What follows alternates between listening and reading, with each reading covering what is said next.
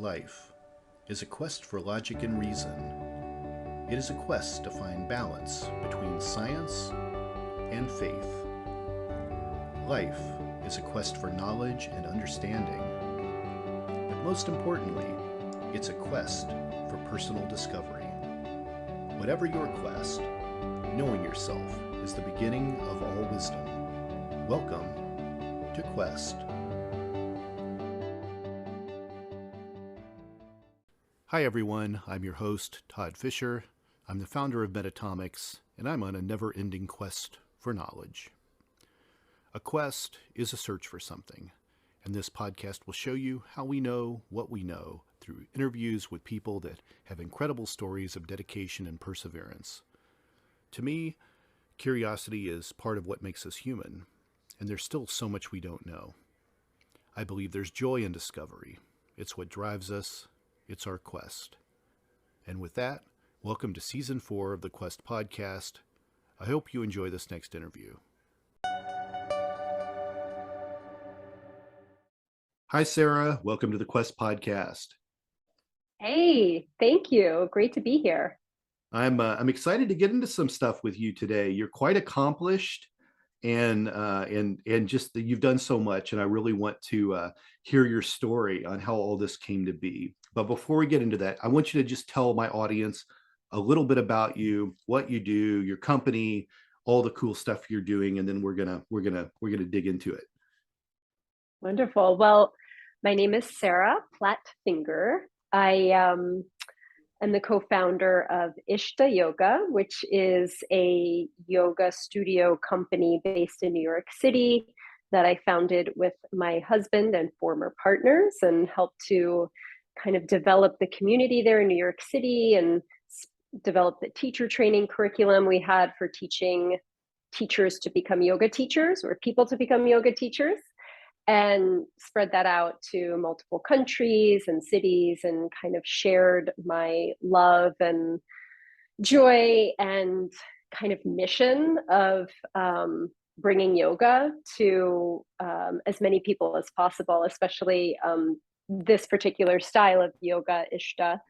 And throughout my time teaching and running the New York City studio, I developed a relationship with Deepak Chopra, who ended up moving several doors down from the studio at the time. Started teaching him privately, and then got involved in some projects with him. He kind of, I think the practice, because it's a practice that's really based on the tenets of Hatha Tantra and Ayurveda, and it's a very individualized practice, it really resonated with him and who he is individually. We developed a sequence for him, and then started working on projects together. And now I am the director of yoga at Chopra Global, and helping to develop a teacher training program for that company, and doing some travel and kind of partner facility type projects through Chopra. So that's sort of my teaching and sort of business background. And you had announced that several months ago. I think I saw it on Instagram that you were the director of that, and I was like, wow, this is a big deal. And I definitely want to get into that. Tell me first how ISHTA Yoga came about. How long has that been going? Tell me about that process, how you started that. Yeah.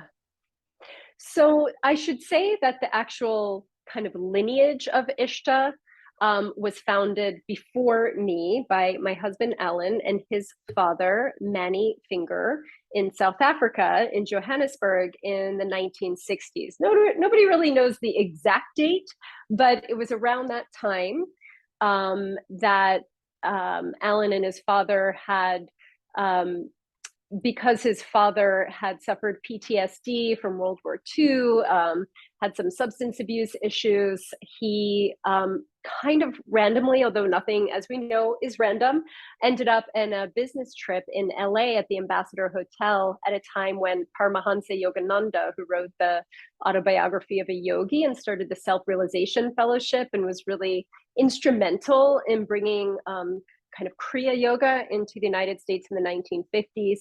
he was speaking there, and Alan's father was immediately transformed and moved by his presence, and just kind of went to India, did a whole kind of Mecca trip there, and studied and learned a lot of the depths of the yoga practice, and brought it back to South Africa at the time, where there was a significant number or a population of South Asian, Indian residents living there. And so yoga was really rich in South Africa at the time. And when my husband was quite young, he felt really called and inspired to learn yoga from his father.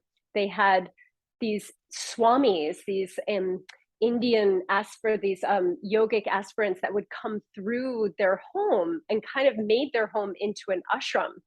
And these teachers would come through and teach Alan, my husband, at a very young age, these really profound techniques of breath work and meditation and Kriya Yoga, which is the yoga of action and pure action and purification.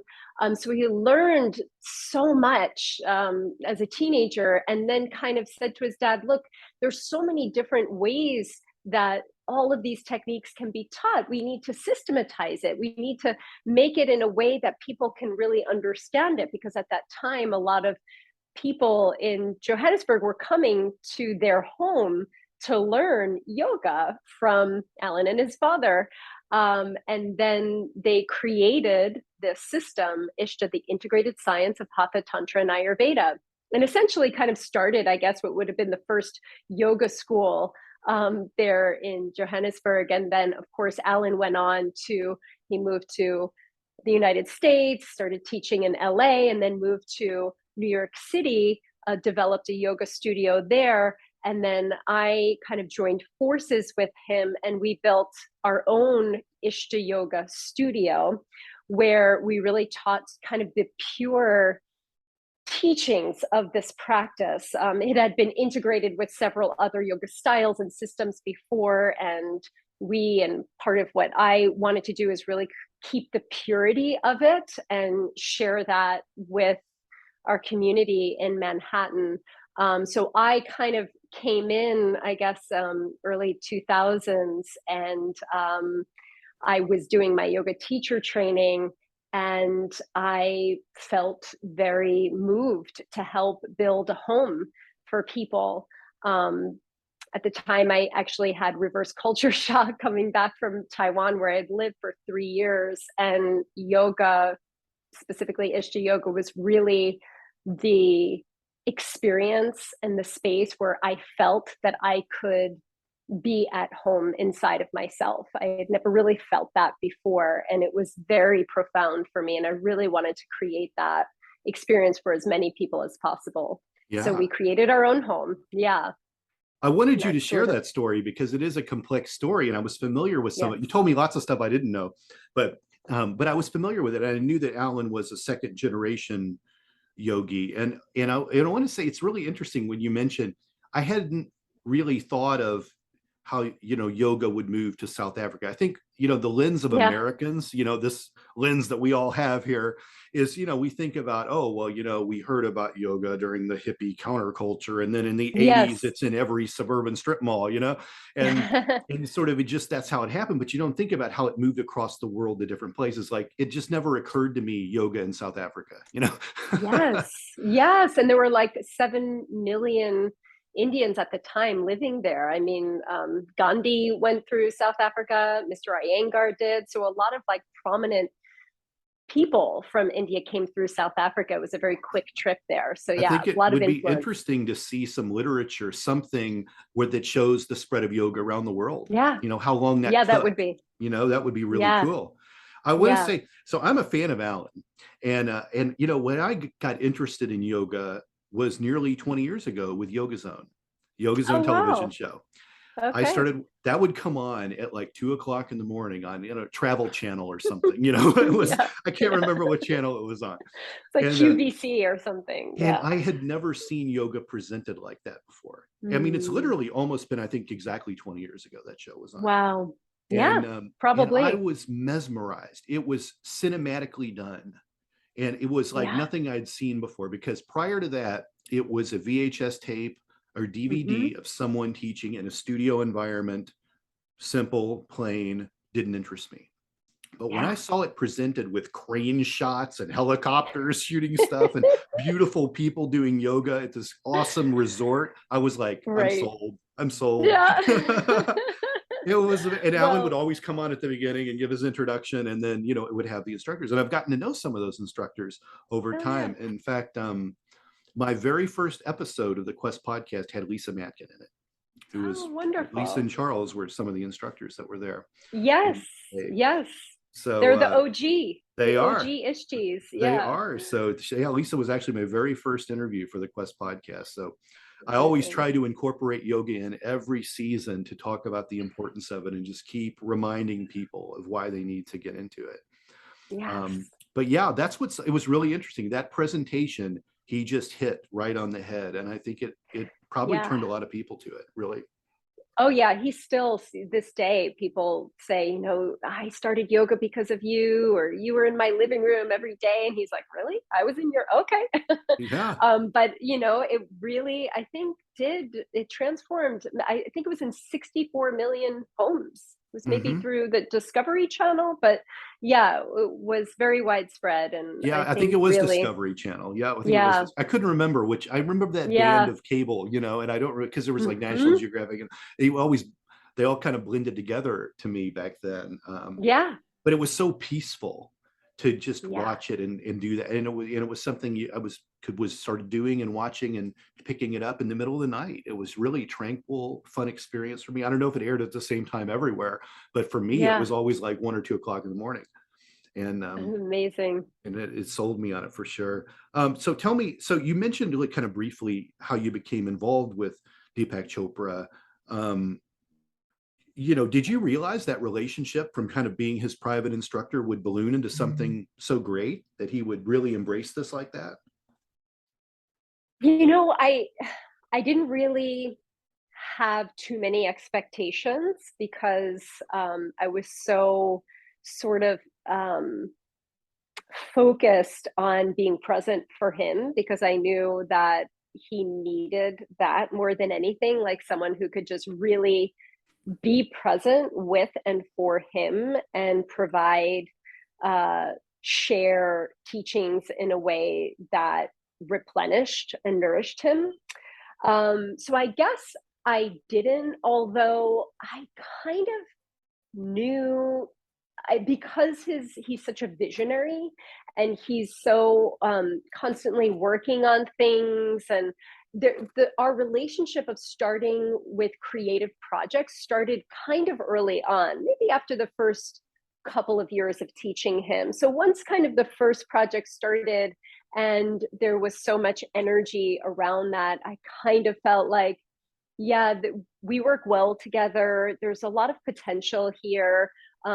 He has such a great uh, a platform and way of sharing things to his community and reaching so many people, which really inspired me because I think that is what I've always truly wanted, is to be able to access more, as many people as I could through this practice, make it accessible to as many people as I possibly could. And I knew that was really hard to do with a yoga studio in New York City, but Sure. through my relationship with Deepak, it became more of a possibility.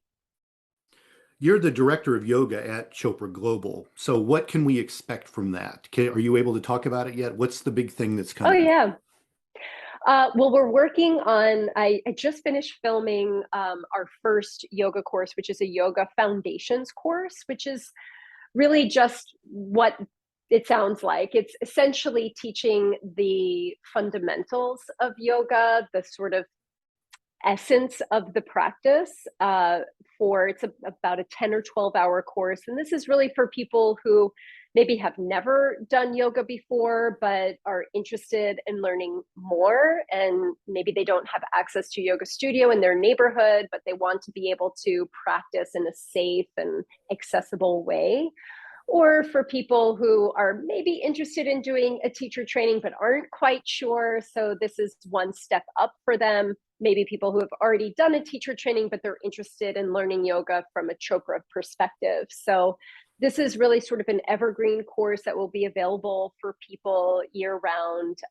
Again, 10 to 12 hours. It's all sort of recorded, so nothing really live stream, but really getting into the pure as much as I could. And because how do you share yoga in 10 to 12 hours? But as much as I could get, what I thought were the important touchstones of the practice to share with people.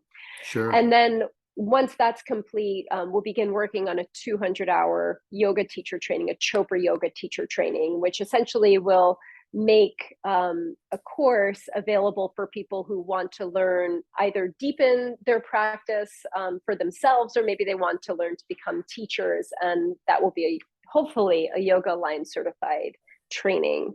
I also teach in the events, so there's multiple events that happen year round, although that's coming to a close after 2023, and then kind of help advise our partner facilities that are offering yoga and help to develop the yoga programs there. Sure. So yeah. How much of this is in person versus, virtual or online learning?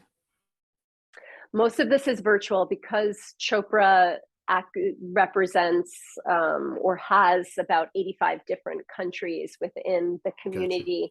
Gotcha. All of their education is done online, and that is the way they sort of have to structure it in order to allow for all of these different time zones and locations and everything to come together. And they've really done an amazing job, I think, creating a model around that is both authentic and accessible and sort of quality and high tech at the same time. I think They've kind of nailed that. That's great. That's great. Yeah.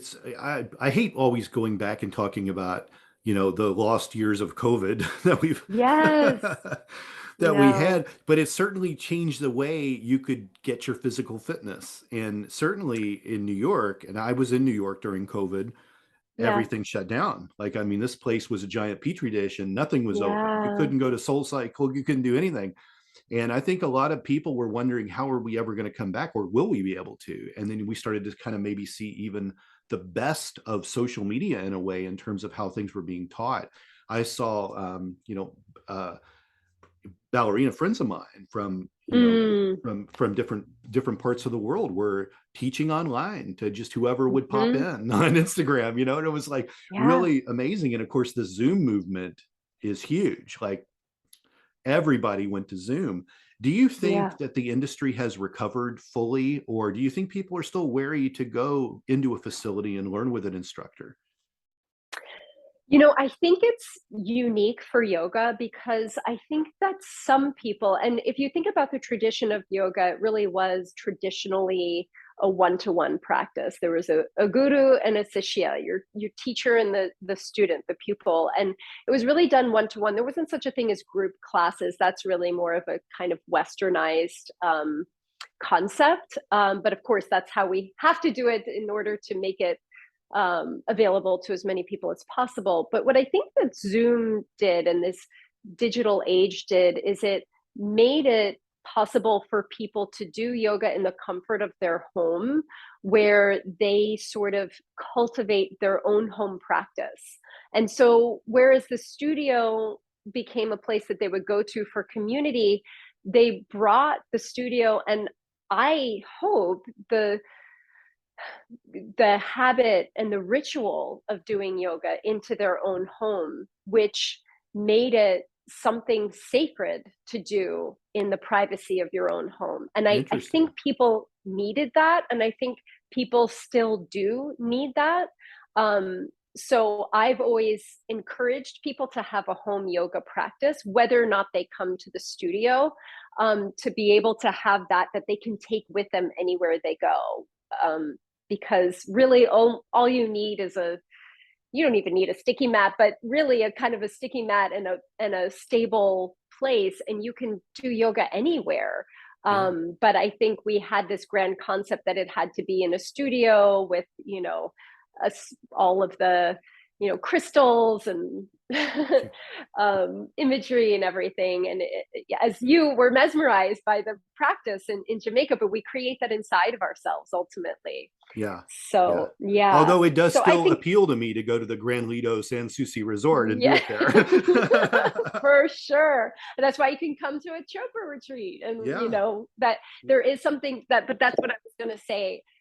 To close, is that I think there is something special about people coming together that you cannot get at home or doing it online. So I do think that there's a lot of people that are comfortable with their habit of doing yoga at home on Zoom, but that maybe these opportunities of coming together in special events or in special workshops or even through trainings, I think is more of an allure for people. I do think the landscape of yoga has changed, maybe irreversibly since COVID, because of just that, people being comfortable doing yoga at home.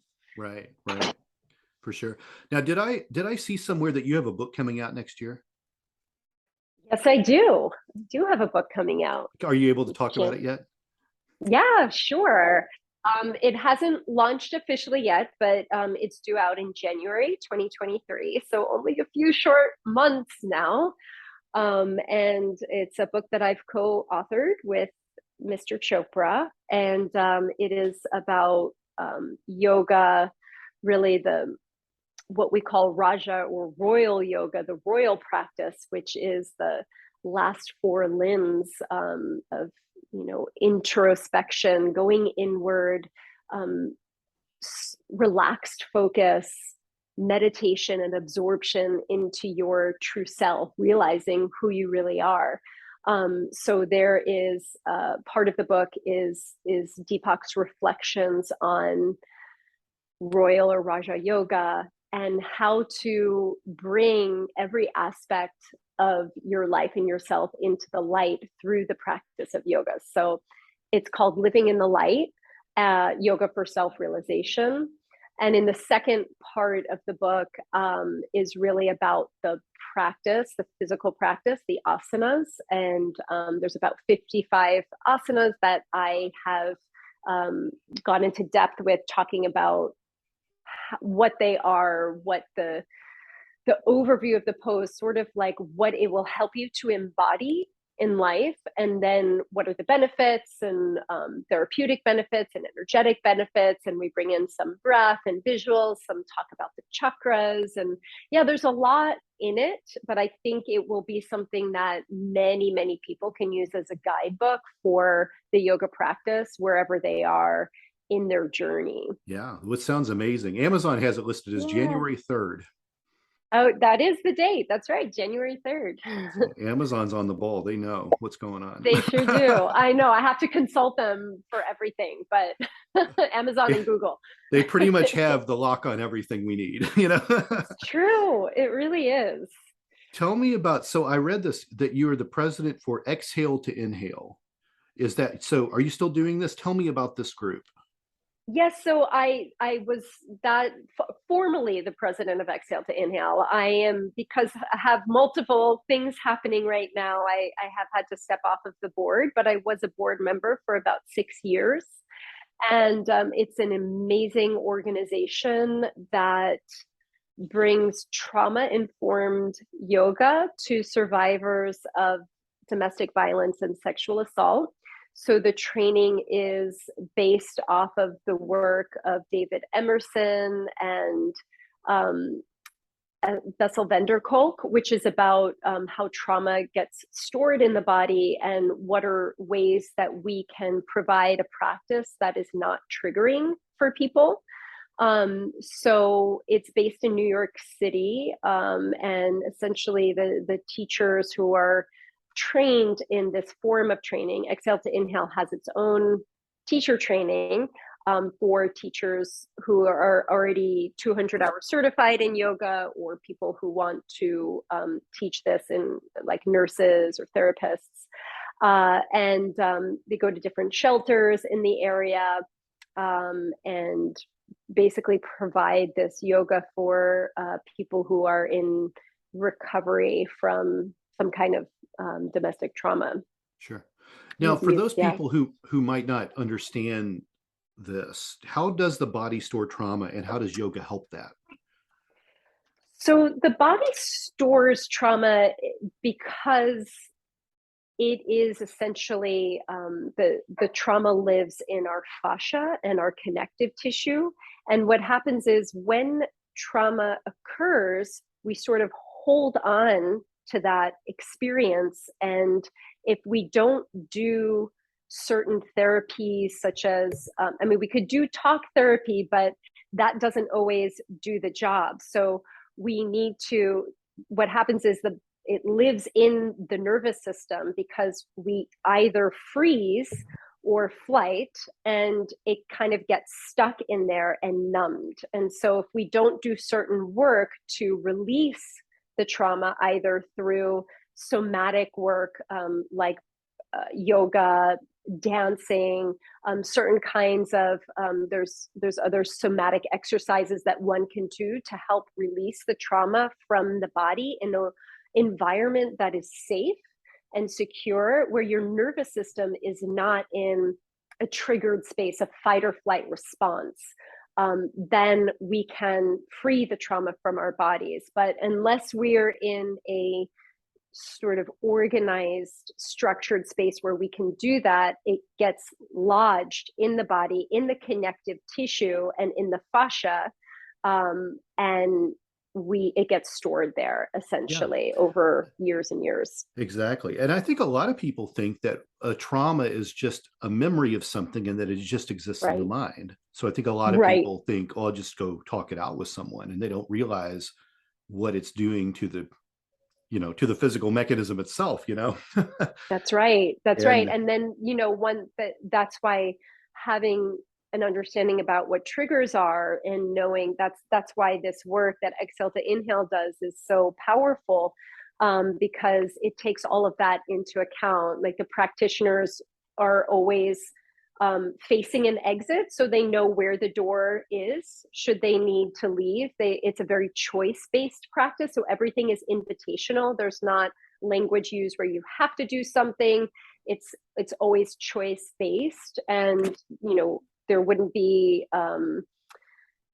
the offering of closing the eyes really isn't a part of it, because that can be a trigger. So all of this is taken into account, and knowing the statistics that 1 in 4 people, women specifically, have had some form of sexual assault. It really illuminates how much yoga teachers do need to educate themselves on this information. Yeah. yeah, yeah. And I think people also don't realize it's unfortunate how little people know about their own bodies is one of my biggest Yes. things. People just don't Yeah. understand what's going on. Yes. There's seems to be a lot of mind body disconnection with a whole lot of people. And It's so true. Yeah. it's It's sort of unfortunate. this. Go ahead. Yeah. Oh, I was just going to say, what's odd is just an example of this is, when that traumatic event comes up as a thought, your heart rate may increase, Mhm. cortisol might rush through your body, your breath may become erratic. Like, just those effects alone, just the chemical Mhm. environment of it, and what's happening, the tension in your muscles. Like, people don't even realize that sometimes what having these events in them is doing to their body. Yeah. And because I think if they don't see it, they don't know it exists. Yeah, well, that's true. Awareness is key. And also, I think so many people are walking around with heightened sympathetic nervous responses as if it is normal, right? Yeah, So, right. that's the new normal, so that feeling relaxed almost feels abnormal to people. And I really think that's where yoga and meditation and breath work and everything that, these light workers and healers are doing to create um, stability and harmony in the nervous system is so important. Yeah, So yeah. people know what that feels like. It doesn't feel foreign to them to feel relaxed. I want to go back to something we talked about earlier about, people taking their yoga classes online and Zooms and things like this. Mm-hmm. Now that there are a bajillion people out there teaching yoga on the interwebs, what kind of advice can you give people to figure out if they're getting someone who's really skilled, or it's just, you know, a housewife in Idaho that's decided to get on Zoom and start teaching?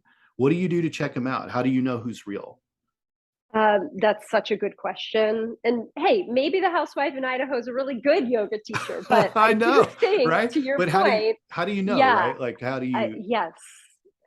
Um, Yoga is so much more than physical poses. I think if you are going to a yoga, and look, everybody has their own sort of intention or desire of what draws them to a yoga teacher training.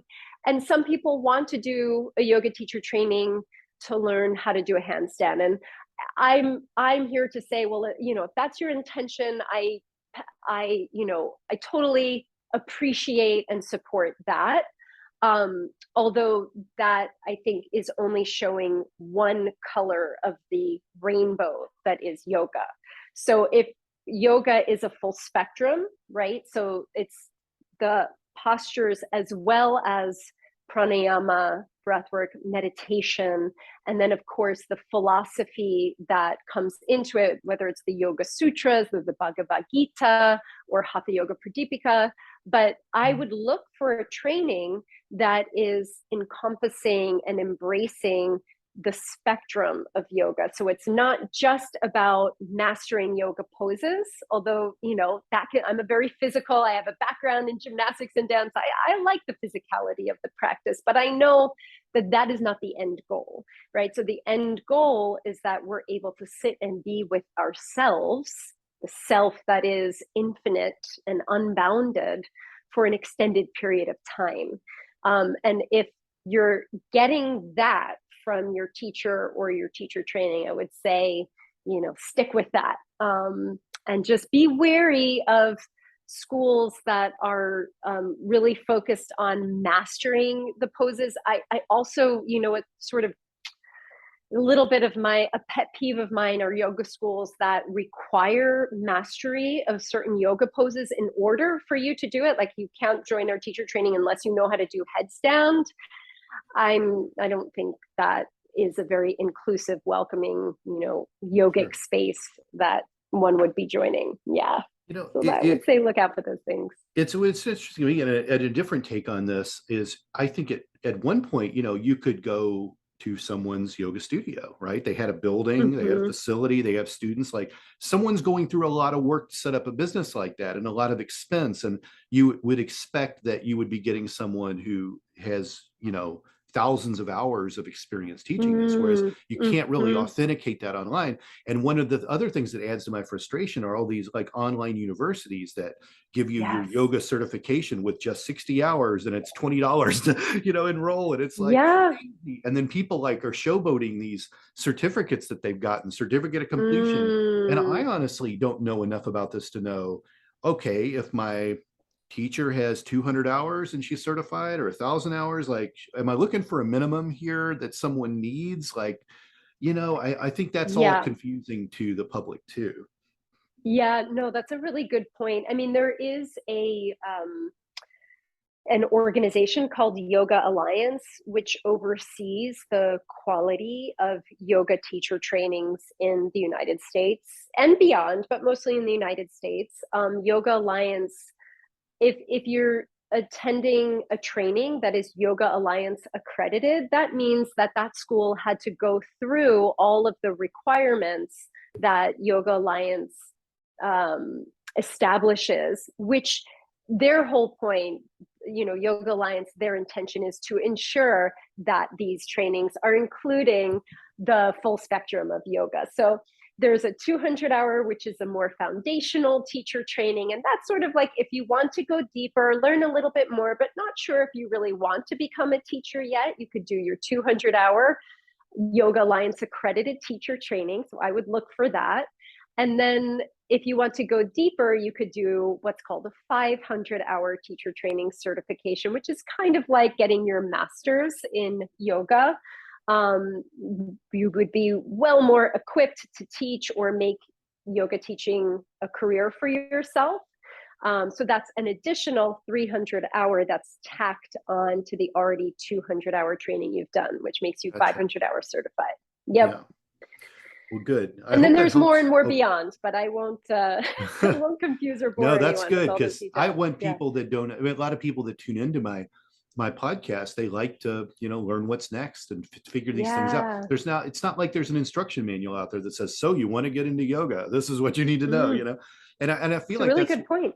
that's something that's missing, I think, out there in the world. Like when I go to Planet Fitness, what I see is what I Mm, get. If I don't know how the equipment works, I just hit the QR code. It shows me on my phone. Like it's all pretty much mm, laid out for me, but right. like with yoga, it's very confusing sometimes for people that Yeah. are introductory. Like, how do I get in it? What are all these things? Which Yes. one do I take? Like, how do I Yes. know and I think that is something that really needs to be looked at.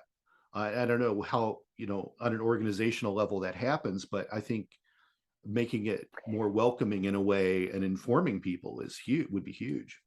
And that is exactly what this Yoga Foundations course is hoping to create for people. Just kind of demystifying, clarifying what is yoga, what are the different styles of yoga, what does namaste mean, Yeah, what is right. Yeah, om, and and then just highlighting some really kind of foundational poses that you might see in class and sort of how to do them safely and options to modify. But yeah, I'm really glad you brought that up, because I do think that there's so much out there, and you're right, it's represented in so many different ways. And what I have found is that for many people, there's a gateway in, and sometimes that gateway in is your Planet Fitness yoga class, and you take one, and you're just like, wow, and then you kind of want to learn more, and you want to learn more, and you want to go deeper, and the journey just continues inward. So I think also what's so important to remember is that it is an inward journey, and it is a matter of really learning to master your own internal space and access your inner power, right? And that once you go there and you find that, you've mastered yoga, right? yeah, Regardless of whatever postures you can do. Yeah. sure. Well, Sarah, as we're kind of closing out the podcast here, I do have one last question for you. Um, you're a busy woman. You're doing all this stuff. You're teaching. You're creating programs. You have a family. I want to know what your daily self-care routine is. What are you able to Uh, do? Very good question. Well, first thing I do when I wake up, I actually have an Ayurvedic ritual that I do. It's actually called the daily ritual, and it's involves 3 steps that are sort of similar to like panchakarma, but which is a traditional practice. And so I take my daily ritual, which includes a jam and a cleansing of the nostrils and a swishing of the mouth to detoxify the mouth. It's called eat, snip, swish. So I do that first. And then I do my yoga and meditation. So that's about 45 minutes. I do that every day. And I usually find time to take a walk outside. So about a 45-minute walk or something where I'm in nature. Those are kind of my 3 staple kind of rituals or practices that I do every day that help me to feel connected and centered inside of myself, so that I can present as authentically as I can in whatever project I'm doing and whomever I'm Sure. relating to. Yeah. What about your sleep routine? How much sleep do you get? I get about 7 hours, I would say. I wake up pretty early. I wake up about 5:45. I have a dog, so I take him out. That's Yeah. I don't think that's part of my self-care, but I do That's love his him. He brings me self-care. a lot of joy. Exactly. And I go to bed probably between 10 and 10:30. So yeah, so What I think I get good if you amount don't of mind me sleep. Yeah. asking, what's your diet like? What do you move toward? Are you vegan, vegetarian? Are you a meat eater? Like Um how do you fit yeah. your dietary requirements in?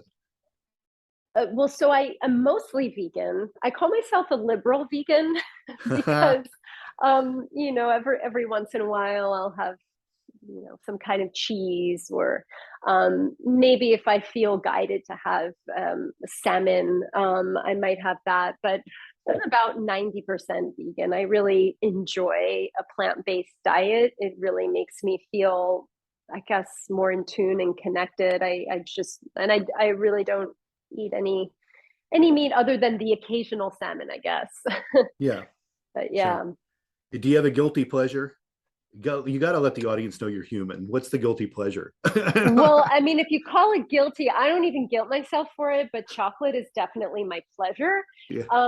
I call it my vitamins. I definitely have, dark chocolate with sea salt is my favorite. So I love chocolate, and I really enjoy movies. So I do like, to get into a good series on. I tend to like docuseries, right? So series that are based on something. So yeah, I'd say those are the two things that keep me in the material realm. How do you feel about supplements? Do you take supplements? I just do this beauty ritual, the Ayurvedic ritual now. Okay. I find that with that, I need no additional supplements. And Gotcha. This is something new that I'm sort of collaborating with the founder on, and I just stand behind it 1000%. It's I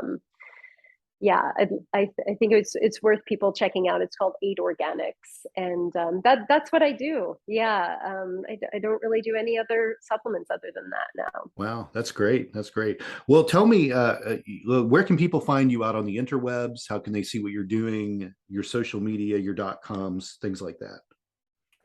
Yeah, well, I'm on Instagram at Splat-Finger, SPLATT, finger, like on your hand. And I'm also on Facebook at Sarah Platt-Finger. I'm on Twitter also on Splat-Finger, but I'm mostly on Instagram. That's sort of my other guilty pleasure, social media of choice. And my website is sarahplattfinger.com. And my class schedule and everything, where you can sign up for classes, is on ISHTAYoga.com. Perfect.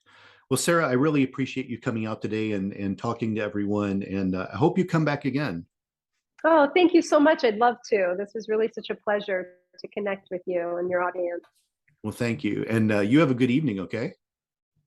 Yeah, you as well. Thanks so much, Todd. Bye-bye.